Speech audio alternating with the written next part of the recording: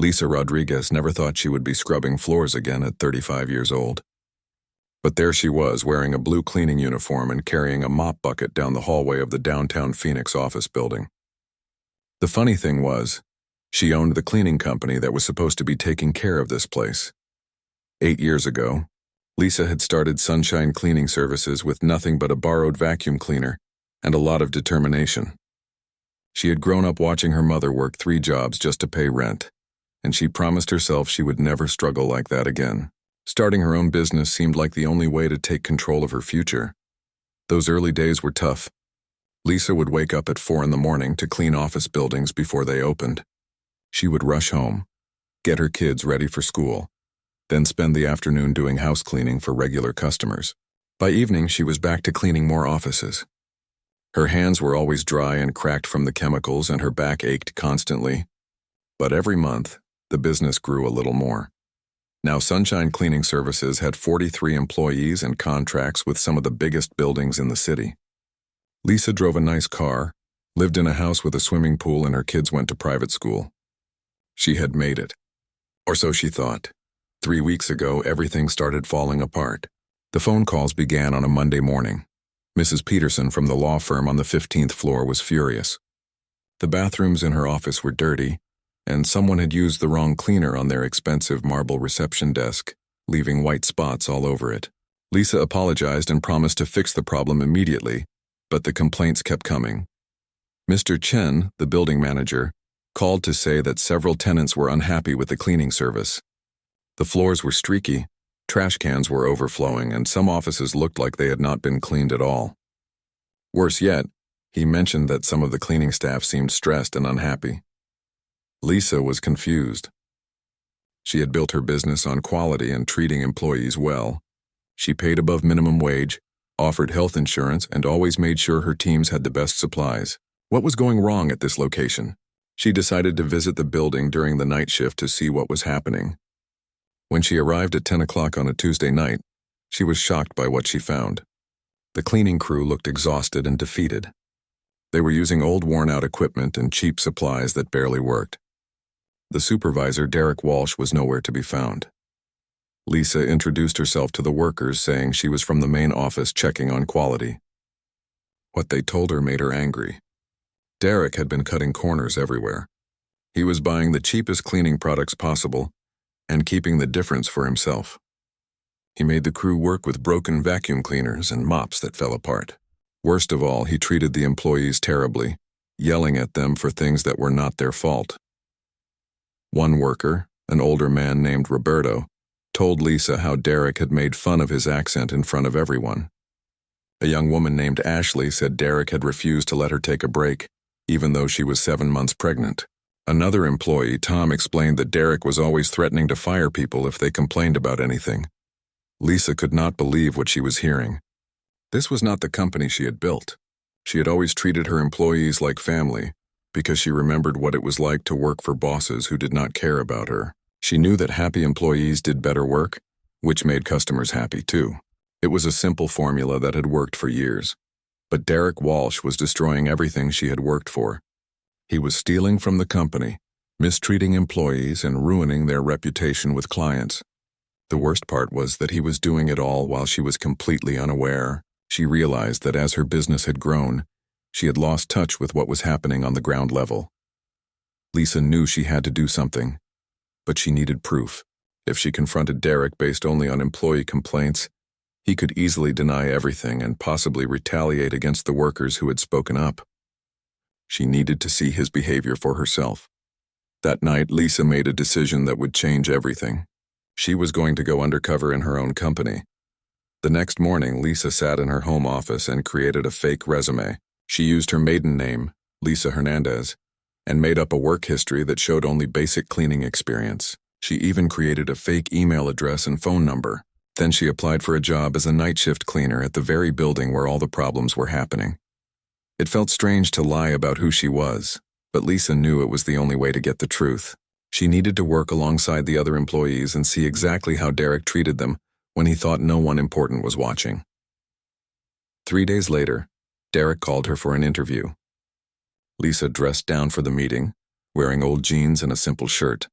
She made sure to look like someone who really needed the job. Derek barely looked at her resume during the interview. He seemed more interested in making it clear that he was the boss and she would have to follow his rules exactly. "This job is not for everyone," Derek said, leaning back in his chair with his arms crossed. "I run a tight ship here. No excuses, no complaints, no drama. You do what I tell you to do when I tell you to do it. Can you handle that?" Lisa nodded and said she just needed work to support her family. Derek hired her on the spot, telling her to start the following Monday. As Lisa left the interview, she could hardly believe how arrogant and dismissive he had been. This was going to be even worse than she thought. Over the weekend, Lisa prepared for her new role. She bought cheap work clothes and plain sneakers.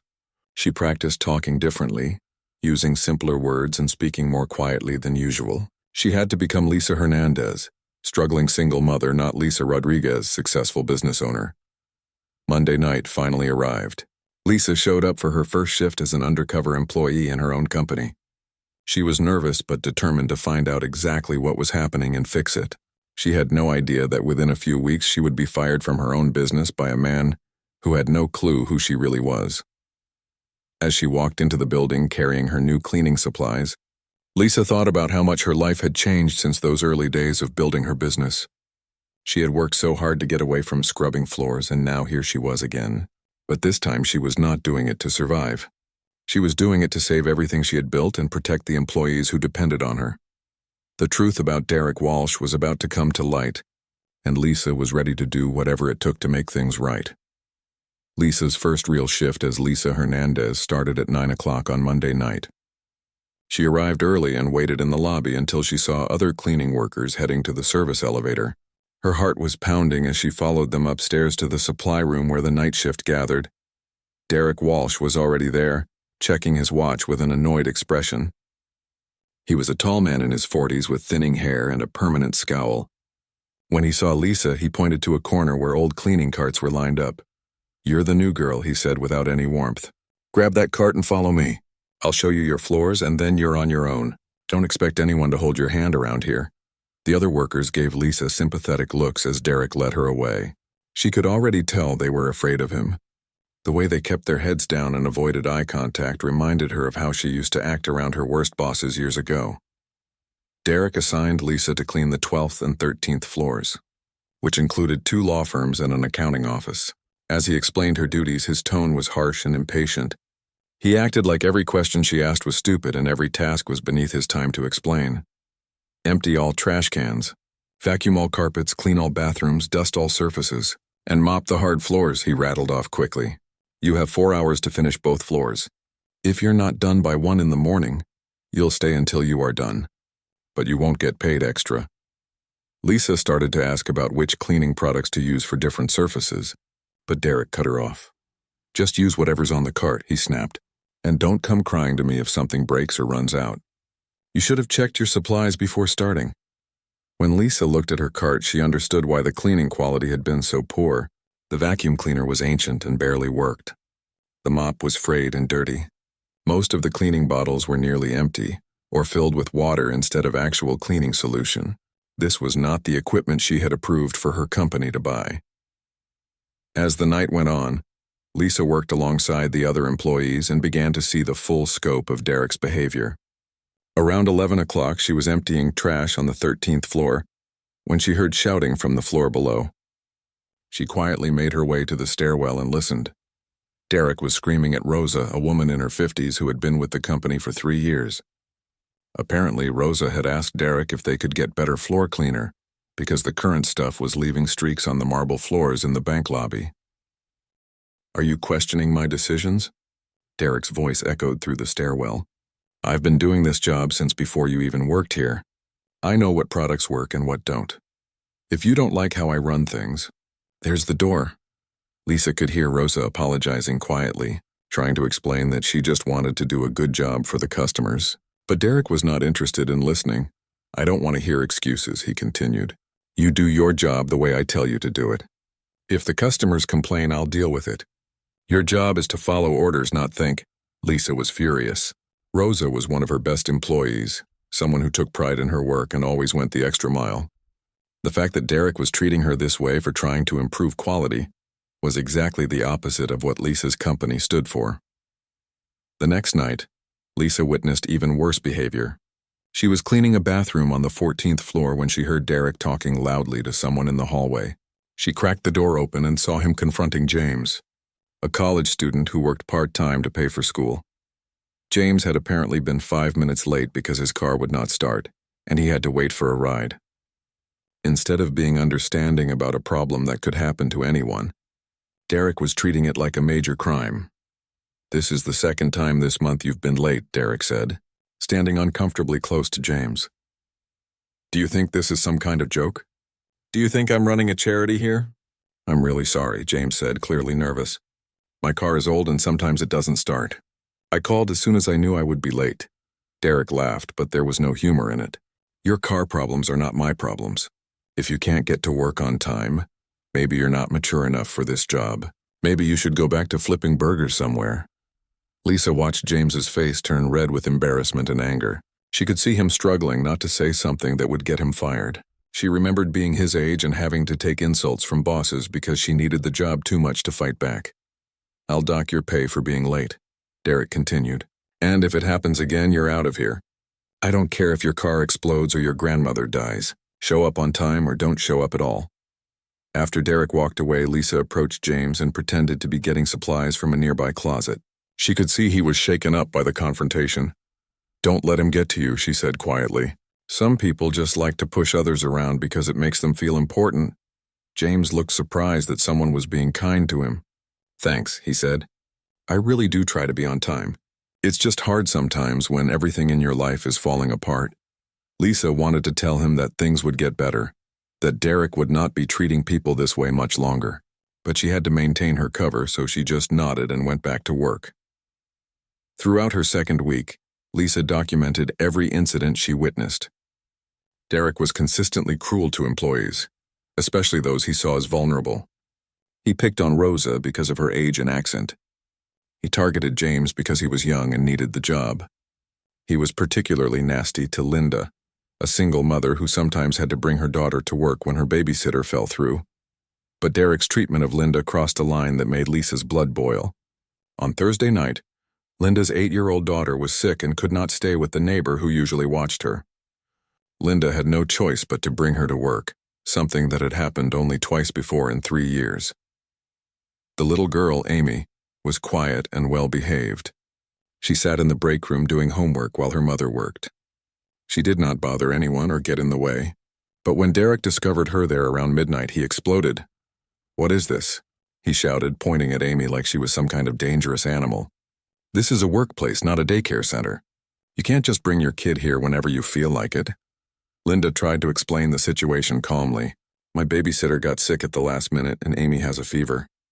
I couldn't leave her home alone and I couldn't miss work. She's not bothering anyone." Derek was not interested in hearing explanations. "I don't care about your personal problems. Find somewhere else for your kid to go or both of you can leave right now." "Please," Linda said, her voice starting to shake. "I really need this job. Amy will just sit here quietly until I'm done. She won't cause any trouble." Derek seemed to enjoy watching Linda beg. He let her squirm for a long moment before responding. "Fine," he said finally. "But if I see her anywhere except this break room, you're both out of here permanently. And don't think this is going to become a regular thing. Next time, figure out your life before you come to work." Lisa was cleaning the office next to the break room and heard the entire conversation. She was so angry she had to grip her mop handle tightly to keep from marching out there and telling Derek exactly what she thought of him. No one should have to choose between caring for a sick child and keeping their job. Later that night, when Derek was in another part of the building, Lisa brought Amy a juice box and some crackers from the vending machine. The little girl was trying hard not to cry, clearly upset by the shouting earlier. "My mom works really hard," Amy said quietly. "She's not a bad person." "I know she's not," Lisa replied. "Your mom is doing her best and that man was wrong to yell at her." As Lisa's second week continued, she realized that Derek's behavior was not just about being a bad manager. He seemed to genuinely enjoy making people feel small and powerless. He would find excuses to criticize employees even when they were doing everything right. He would change rules without warning, and then punish people for not following the new rules he had never told them about. By Friday night, Lisa had seen enough. Derek Walsh was not just incompetent. He was actively harmful to her employees and her business. She had the evidence she needed to take action. But first, she wanted to see if Derek would treat her the same way he treated everyone else. She did not have to wait long to find out. As Lisa was finishing up her work on the 13th floor, Derek appeared beside her cart. His expression told her that her time as an invisible employee was about to end. Lisa's third week working undercover started differently than the previous two. She noticed that Derek seemed more on edge than usual, constantly checking his phone and looking over his shoulder. When she asked Rosa what was going on, the older woman shrugged nervously. "Mr. Chen from building management has been asking questions," Rosa whispered, while they restocked supplies. "Derek's been running around all week trying to make everything look perfect. I think someone complained about our work again." Lisa felt a mix of satisfaction and worry. She was glad that the building manager was finally paying attention to the problems. But she also knew that Derek would probably take his stress out on the cleaning crew. She had seen this pattern before with bad managers. When they felt pressure from above, they became even meaner to the people below them. Sure enough, Derek's behavior got worse as the week went on. On Tuesday night, he screamed at Tom for using too much toilet paper in the bathrooms. On Wednesday, he told Linda that she was taking too long on her breaks, even though she had only taken 15 minutes to eat a sandwich. By Thursday, everyone was walking on eggshells, afraid to do anything that might set him off. Lisa was starting to feel the strain, too. Pretending to be someone else while watching her employees get mistreated was harder than she had expected. She caught herself almost offending people when Derek was being unfair, and she had to bite her tongue several times to avoid blowing her cover. The breaking point came on Friday night, just after midnight. Lisa was mopping the lobby of the law firm on the 15th floor when she heard footsteps in the hallway. She looked up to see Mr. Chen, the building manager, walking toward the elevators with another man in an expensive suit.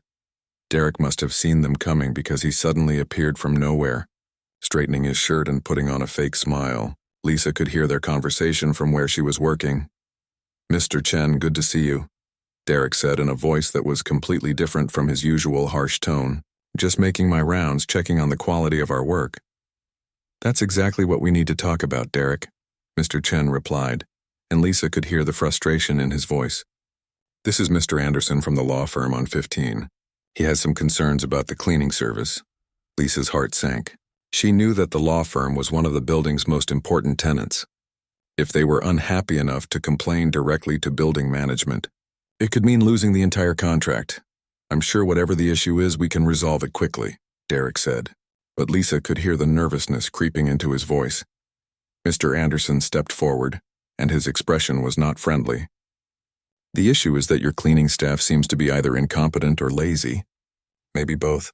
The bathrooms are dirty, the floors are streaky, and yesterday I found a trash can that was overflowing onto the carpet." Derek's face started to turn red, but he kept his voice calm. "I sincerely apologize for any problems. Sometimes individual employees don't meet our standards, but I can assure you that we will address any issues immediately." Lisa continued mopping, but she was listening to every word.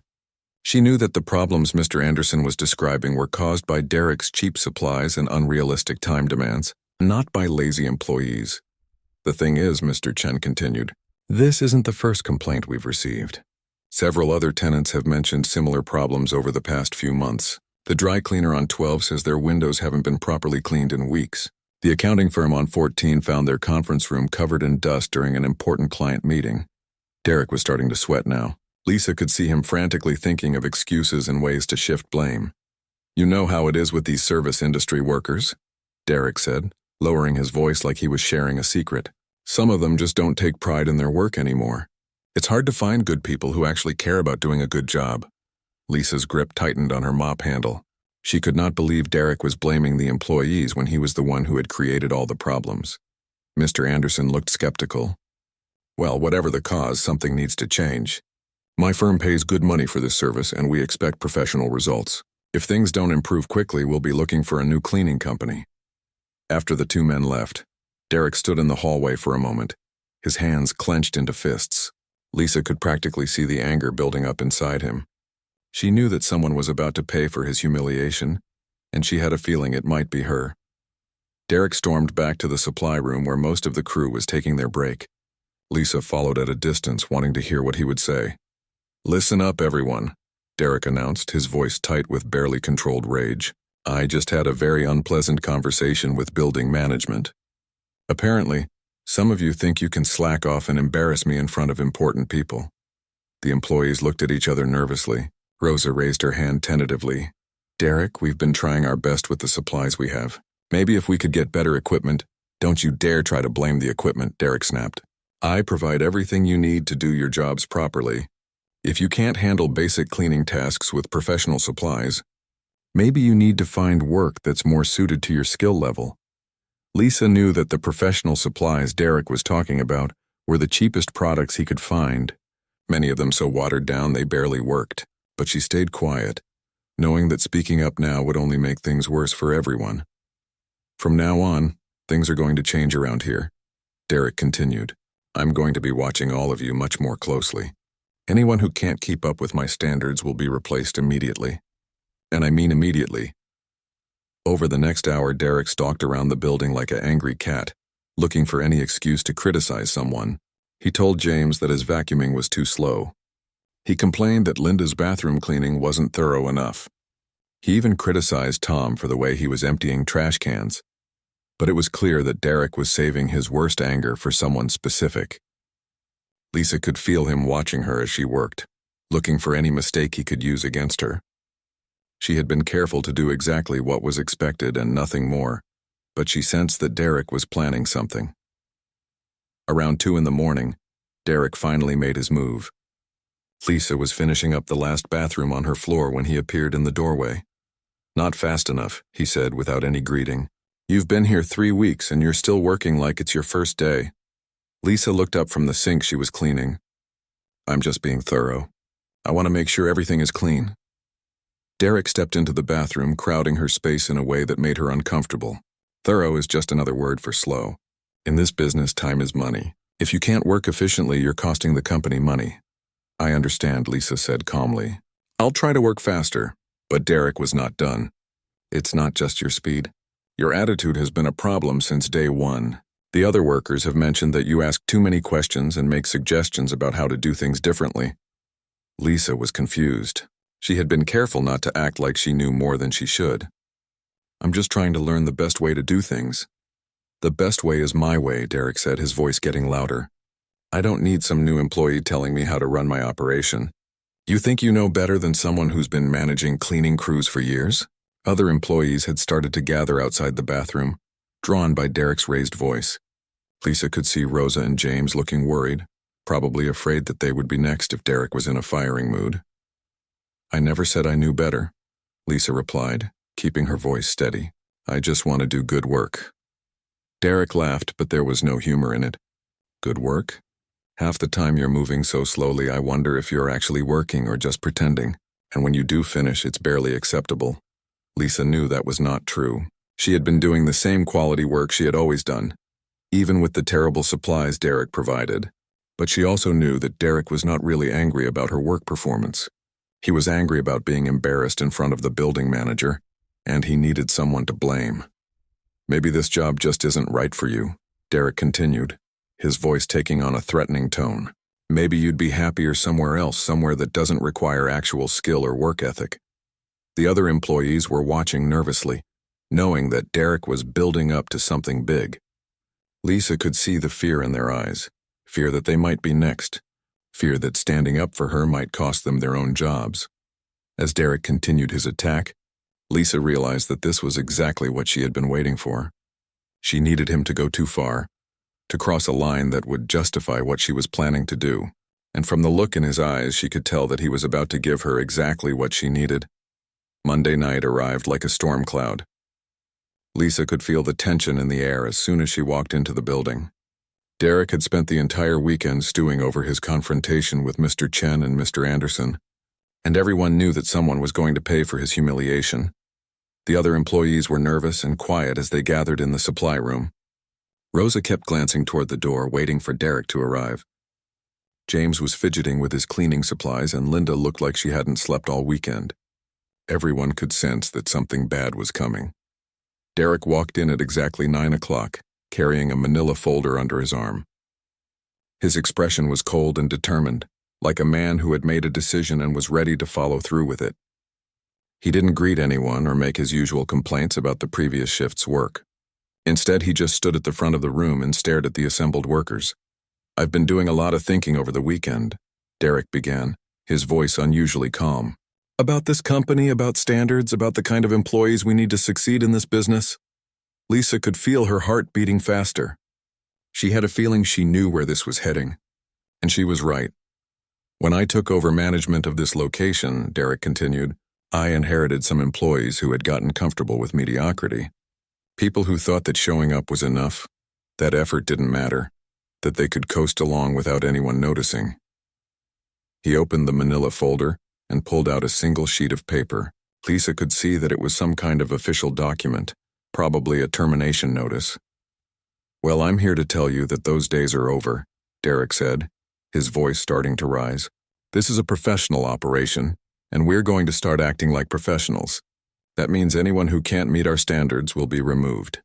Derek's eyes found Lisa in the small crowd, and she knew her time was up. She felt a strange mix of relief and anticipation. After 3 weeks of watching him abuse her employees, she was almost looking forward to what came next. "Lisa Hernandez," Derek announced, reading from the paper in his hand. "Please step forward." The other employees looked shocked and upset. Rosa put her hand over her mouth and James shook his head in disbelief. They all knew this was unfair, but they also knew there was nothing they could do to stop it. Lisa walked to the front of the room, her face calm despite her racing heart. "Yes, Derek?" Derek seemed pleased by her composure. He probably expected her to beg or cry, and her calm response threw him off for a moment. But he quickly recovered and launched into his prepared speech. "After careful review of your performance over the past 3 weeks," Derek said, clearly enjoying himself, "I have determined that you are not a good fit for this position or this company." He held up the termination letter like it was some kind of trophy. "Your work has been consistently below our standards. You are too slow, your attention to detail is lacking, and your attitude has been disruptive to team morale." Lisa almost laughed at that last part. She had barely spoken to anyone except to ask basic questions about procedures. If anything, she had been quieter and more careful than she normally would be. "Furthermore," Derek continued, "several employees have complained to me about your behavior. They've mentioned that you ask inappropriate questions, make suggestions that are outside your role, and generally act like you think you know better than your supervisors." Lisa glanced at the other workers who looked confused and upset. She could tell that none of them had made any such complaints. Derek was simply making things up as he went along. Rosa stepped forward bravely. "Derek, that's not true. Lisa has been helpful and polite to everyone. She's never caused any problems." Derek's face darkened with anger. "Did I ask for your opinion, Rosa? Maybe you want to join her in the unemployment line?" Rosa stepped back, clearly frightened, but Lisa could see the anger in her eyes. The other employees looked equally upset but were too scared to speak up. "As I was saying," Derek continued, turning back to Lisa, "your performance has been unacceptable from day one. You've shown a consistent inability to follow instructions, complete tasks in a timely manner, or work effectively as part of a team." Derek was really warming up now, clearly enjoying his moment of power. "Additionally, you've violated several company policies regarding workplace behavior and professional conduct. You've been insubordinate, argumentative, and disrespectful to management." Lisa knew that every word Derek was saying was a complete lie. She had been nothing but professional and compliant during her 3 weeks undercover, but she also knew that Derek believed his own lies by now. In his mind, he was the victim of incompetent employees and unfair criticism. Due to these serious performance and behavioral issues, Derek announced dramatically, "Your employment with Sunshine Cleaning Services is terminated immediately. You will be escorted from the premises tonight and are not to return for any reason." He handed Lisa the termination letter with obvious satisfaction. "You can pick up your final paycheck from the main office next week, minus deductions for damage to company property and time lost due to poor performance." Lisa looked at the letter, which was full of false accusations and made-up policy violations. Derek had clearly spent a lot of time writing it, creating an elaborate fiction to justify his decision. "Is there anything you'd like to say?" Derek asked. clearly hoping for some kind of emotional breakdown that would make his victory complete. Lisa folded the termination letter carefully and put it in her pocket. Then she looked Derek directly in the eyes and smiled. "Actually, yes," she said calmly. "There is something I'd like to say." Derek looked pleased, probably expecting an apology or a plea for her job back. The other employees looked sad and defeated, thinking they had just watched an innocent person get fired for no good reason. "Derek," Lisa continued, her voice still calm and controlled, "before security escorts me out, I think there's something you should know about me." Derek raised an eyebrow, curious despite himself. "Oh, really? What's that?" Lisa reached into her other pocket and pulled out her real business card, the one that identified her as Lisa Rodriguez, owner and CEO of Sunshine Cleaning Services. She held it up so Derek could read it clearly. "My name isn't Lisa Hernandez," she said, watching Derek's face as understanding began to dawn. "It's Lisa Rodriguez, and you just fired your boss." The silence in the room was deafening. Derek's face went through a series of expressions: confusion, disbelief, recognition, and finally pure terror.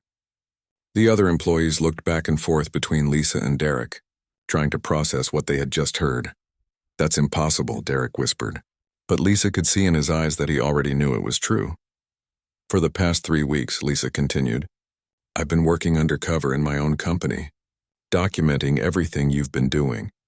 The stolen supplies, the mistreatment of employees, the lies to customers, I've seen it all." Derek's legs seemed to give out and he grabbed onto a nearby table for support. His carefully constructed world was crumbling around him, and he knew there was no way to put it back together. "I have detailed records of every illegal and unethical thing you've done," Lisa said, "and tomorrow morning I'll be meeting with building management to explain exactly why their tenants have been complaining about our service." The other employees were starting to smile now, realizing that justice was finally coming. Rosa looked like she wanted to cheer, and James was grinning from ear to ear. Derek tried one last desperate move. "You can't prove anything," he said weakly. "It's your word against mine." Lisa smiled and pulled out her phone. "Actually, Derek, I've been recording our conversations for the past week, including tonight's little performance. Would you like to hear yourself explaining why you're firing me for made-up reasons?" Derek's face went completely white. He opened his mouth to say something, but no words came out. He knew he was finished, and everyone in the room knew it too. The tables had turned completely. The man who had spent years abusing his power was about to lose everything, while the employees he had mistreated were about to get the justice they deserved. And it had all started with his decision to fire the one person he should never have crossed. The silence in the supply room stretched on for what felt like forever. Derek stood frozen, his face pale and his mouth opening and closing like a fish out of water. The other employees were staring in amazement, still trying to process what they had just witnessed. Lisa pulled out her real phone and dialed a number. "Hi, this is Lisa Rodriguez," she said, her voice calm and professional. "Can you please connect me to Jack Morrison in security? Tell him I need him at the downtown Phoenix building immediately." Derek finally found his voice. This can't be real," he stammered. "You're just some cleaning lady. You can't be the owner." Lisa reached into her purse and pulled out her driver's license, her company credit card, and several business cards. She spread them on the table so everyone could see them clearly. "Lisa Rodriguez, CEO of Sunshine Cleaning Services," she said. "The company you've been stealing from and destroying for months." Rosa stepped closer to look at the identification, her eyes wide with wonder. "It's really you," she whispered. "You're really the owner?" "I am," Lisa confirmed. "And for the past 3 weeks I've been watching Derek demonstrate exactly why our clients have been complaining and why our reputation has been suffering." Derek suddenly seemed to come back to life. His shock was being replaced by anger and desperation. "You can't do this to me," he said, his voice rising. "I've been working for this company for 2 years. I have rights. You can't just fire me because you don't like my management style." Lisa turned to face him directly. "Derek, let me explain what's going to happen. First, you're fired immediately for theft, fraud, harassment of employees, and violation of numerous company policies. Second, I'll be filing a report with the police about the money you've been stealing through your fake supply purchases. Third, I'll be meeting with building management to explain that all the problems they've been experiencing were caused by your incompetence and dishonesty." Derek's face was getting redder by the minute. You have no proof of anything, he shouted. It's your word against mine, and I've been documenting every performance issue with these employees for months. Lisa pulled out a small recording device that she had been carrying in her pocket. Actually, Derek, I have proof of everything. I've been recording our conversations, taking photos of your substandard supplies, and documenting every instance of employee mistreatment I've witnessed. She pressed play on the device and Derek's voice filled the room. It was from 2 nights ago when he had been screaming at Linda about bringing her sick daughter to work. I don't care about your personal problems, Derek's recorded voice said clearly. Find somewhere else for your kid to go, or both of you can leave right now. The employees looked shocked to hear their manager's cruel words played back to them. Derek looked like he was going to be sick. That's just one example, Lisa continued. I have hours of recordings documenting your harassment, your threats, and your complete disregard for employee welfare. Jack Morrison, the head of security for Lisa's company, arrived 10 minutes later with 2 other security officers. Jack was a former police officer who had been working for Lisa for 3 years. When he saw the situation, he immediately understood what had happened. Ms. Rodriguez, Jack said with a slight smile, I take it your undercover operation was successful. Very successful, Lisa replied. Mr. Walsh here has just been terminated for cause. Please escort him from the building and make sure he returns his keys, access cards, and any company property. Derek made one last desperate attempt to save himself. Wait, he said, his voice cracking. Maybe we can work something out. I know I made some mistakes, but I was just trying to run an efficient operation. We can fix this, Lisa shook her head. Derek, you had 2 years to run an efficient operation. Instead, you chose to steal from the company, abuse employees, and destroy our reputation with clients. There's nothing to work out. As security prepared to escort Derek away, he turned to the other employees with a pleading expression. Come on, guys, he said desperately.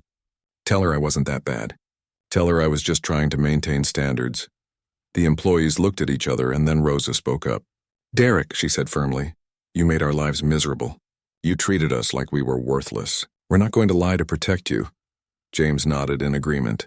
You threatened to fire me for being 5 minutes late when my car broke down. You made Linda choose between caring for her sick kid and keeping her job. Why would we help you now? Derek's shoulders slumped in defeat. He knew he had burned every bridge and alienated everyone who might have supported him. As security led him toward the exit, he turned back one last time. This isn't over, he called out weakly. I'll fight this in court. I'll file complaints with the labor board. Lisa just smiled. Derek, you're welcome to try, but keep in mind that I have documented evidence of your theft and harassment. Any lawyer worth their fee will tell you to walk away and be grateful you're not facing criminal charges. After Derek was gone, Lisa turned to address her employees. They were all looking at her with a mixture of amazement, relief, and uncertainty. First, Lisa said, I want to apologize to all of you for letting Derek's behavior continue for so long. As the owner of this company, I should have known what was happening and stopped it immediately. Rosa raised her hand tentatively. Ms. Rodriguez, we never complained because we were afraid of losing our jobs. Derek always threatened to fire anyone who caused trouble. I understand, Lisa replied, and that's exactly why I needed to see the situation for myself. Derek had created an environment where people were afraid to speak up, which meant I never heard about the problems. Lisa walked over to the supply closet and opened it, revealing the cheap and inadequate cleaning products that Derek had been purchasing. Tomorrow morning, we're throwing all of this junk away and replacing it with proper professional supplies. You shouldn't have to work with equipment that makes your job harder. She pulled out her real phone and made several calls. Within an hour, she had arranged for new vacuum cleaners, mops, and cleaning products to be delivered first thing in the morning. She also called the main office to arrange immediate pay raises for everyone who had endured Derek's management. Linda, Lisa said, turning to the single mother, effective immediately. You're getting a 20% raise and a promotion to shift supervisor. You've shown incredible dedication by continuing to do excellent work despite terrible treatment. Linda started crying with relief and gratitude. Thank you, she whispered. I don't know what to say. You don't need to say anything, Lisa replied. You've earned this promotion through your hard work and professionalism. She turned to Rosa next. Rosa, you're getting a 15% raise in the title of Quality Control Specialist. Your attention to detail and pride in your work have been noticed and appreciated. James was promoted to equipment manager with a raise, and the responsibility for maintaining all cleaning supplies and tools. Tom received a raise and was given additional training opportunities to advance within the company. Over the next few hours, Lisa worked alongside her employees to complete the night's cleaning tasks. But this time they worked as a team instead of scared individuals trying to avoid punishment. The difference in morale was immediate and obvious. At 3 in the morning, as they finished their work, Lisa gathered everyone together one more time. "I started this company 8 years ago because I believed that treating employees well would lead to better service for our clients," she said. "Derek made me lose sight of that principle. But working with all of you these past 3 weeks has reminded me why it's so important." The next morning, Lisa met with Mr. Chen and Mr. Anderson to explain what had been happening and to assure them that all problems had been resolved. Both men were impressed by her hands-on approach to solving the issue and agreed to extend their contract for an additional 3 years. Derek Walsh never filed any complaints or lawsuits. His lawyer advised him that his documented theft and harassment made any legal action impossible. He quietly found another job in a different industry and never worked in building management again. The downtown Phoenix location became one of Sunshine Cleaning Services' most successful and efficient operations. Employee turnover dropped to nearly zero. Client satisfaction scores reached all-time highs, and the location became a model for how the company operated in all its buildings. 6 months later, Lisa received a letter from Rosa's granddaughter, thanking her for making her grandmother happy at work again. James graduated from college and was promoted to regional manager. Linda's daughter wrote a school report about her mother's boss who disguised herself as a regular worker to help her. Employees, Lisa never forgot the lessons she learned during those 3 weeks of cleaning floors again. She instituted regular undercover visits to all company locations and created anonymous feedback systems so employees could report problems without fear of retaliation. Most importantly, she remembered that no matter how successful her business became, the people who did the actual work were the heart of everything she had built. Derek Walsh had tried to destroy that heart, but in the end, his cruelty and arrogance had only made it stronger. The entitled manager who thought he could fire anyone he wanted had learned the hard way that treating people with respect and dignity isn't just good business, it's the only way to build something that lasts.